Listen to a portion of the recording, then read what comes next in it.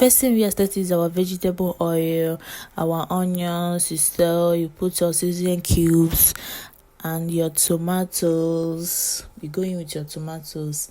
You stir your pepper mix, and after that you stir very well and cover it to cook for some minutes.